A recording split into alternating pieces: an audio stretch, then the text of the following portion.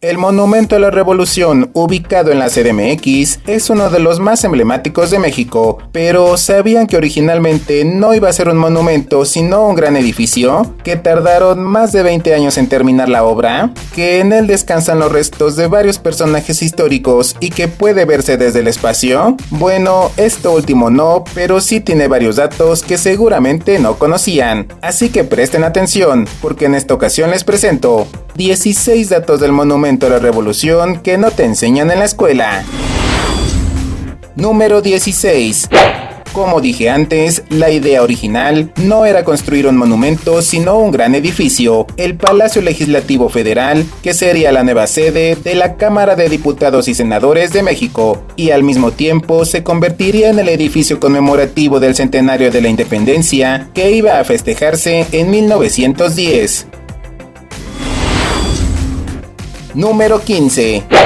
En 1897, la Secretaría de Comunicaciones y Obras Públicas lanzó una convocatoria internacional para el diseño del nuevo edificio. En respuesta se recibieron más de 50 propuestas, seleccionando el diseño del arquitecto italiano Pietro Paolo, pero esa decisión no fue bien recibida, ya que ese diseño había quedado en tercer lugar, mientras que el primero y el segundo lugar habían sido declarados un empate. Eso desató un escándalo y una lluvia de críticas debido a la poca claridad e irregularidades en la selección del diseño del arquitecto italiano. Por cierto, el arquitecto Pietro Paolo falleció en 1899 antes de iniciar los trabajos de construcción. Por ello se nombró al arquitecto Emilio Dondé como nuevo encargado de la edificación, pero eso desató otra lluvia de críticas, ya que este arquitecto había formado parte del jurado que seleccionó el diseño del arquitecto Pietro Paolo. El caso es que los pocos avances en la obra y los constantes comentarios negativos provocaron que el arquitecto Emilio Dondé renunciara en 1902, otra vez poniendo en pausa la obra, hasta que en 1904 se contrató al arquitecto francés Émile Bernard para comenzar los trabajos de construcción.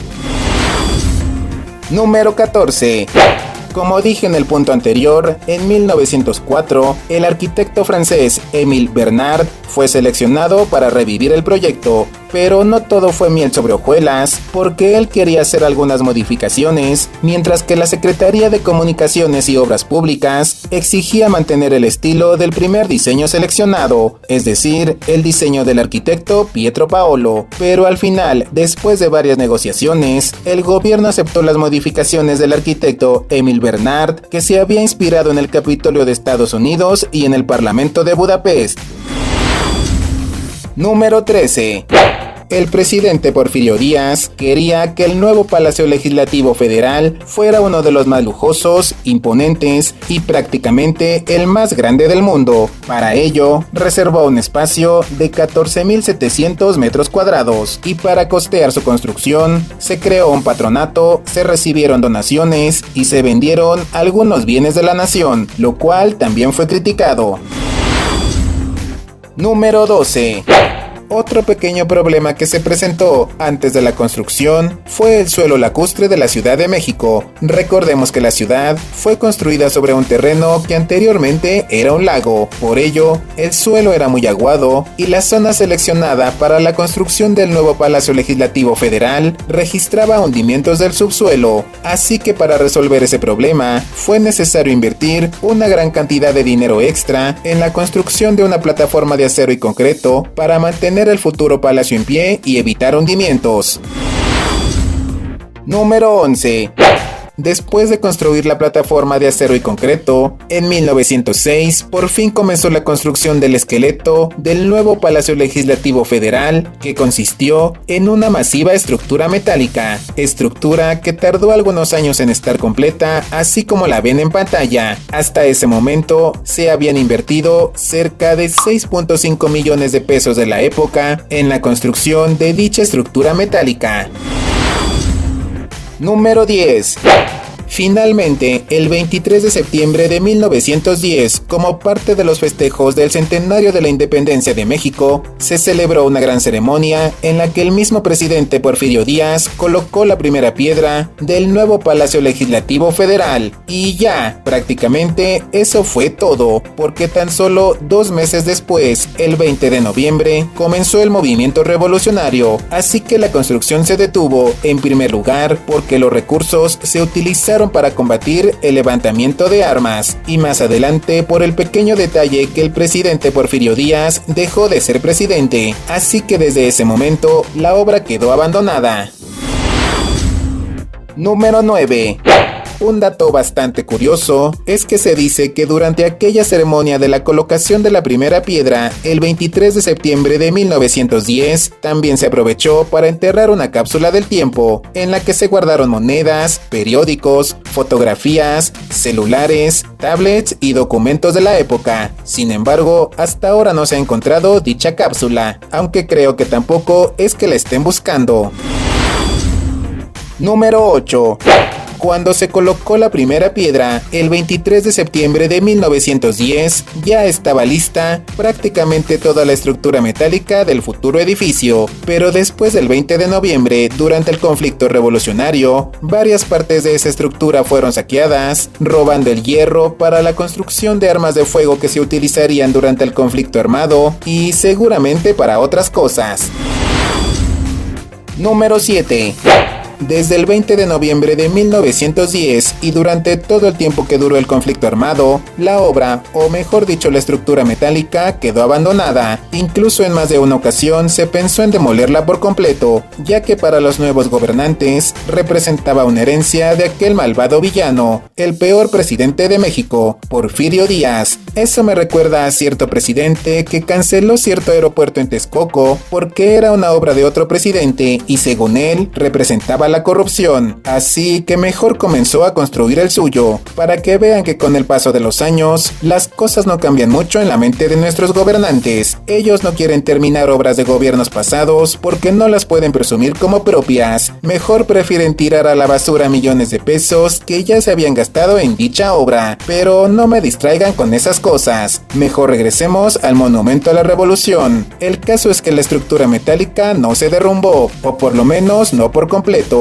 Sí se derrumbó la estructura que formaría el edificio, pero la estructura de las 4 columnas y la cúpula se mantuvieron en pie, y en 1922, el último arquitecto encargado de la obra, Emil Bernard, intentó rescatar su proyecto, aunque con un giro en la trama. Propuso al gobierno de Álvaro Obregón convertir la estructura abandonada en un mausoleo para los héroes caídos de la Revolución Mexicana, pero esa idea se canceló tras la muerte de Obregón en 1928. Finalmente, el arquitecto Emil Bernard falleció en 1929 sin lograr terminar su proyecto, y otra vez la obra quedó abandonada. Número 6. Después del fallecimiento del arquitecto Emil Bernard, la estructura fue abandonada durante 4 años más, hasta que en 1933 se autorizó al arquitecto Carlos Obregón Santacilia revivir el proyecto dándole un nuevo significado, el uso de la plaza como espacio público, mientras que las columnas y la cúpula serían un monumento para conmemorar la Revolución Mexicana, por eso se llama Monumento a la Revolución. Además se retomó la propuesta del fallecido arquitecto Emil Bernard de utilizar el lugar como un mausoleo para los héroes caídos de la Revolución. Es por ello que en 1936 el gobierno emitió un decreto que otorgaba al monumento la función de recinto funerario, y aunque no se utilizó de esa manera inmediatamente, con el paso de los años se trasladaron los restos de varios personajes históricos. El primero de ellos fue Venustiano Carranza en 1942. Posteriormente se trasladaron los restos de Francisco I. Madero en 1960,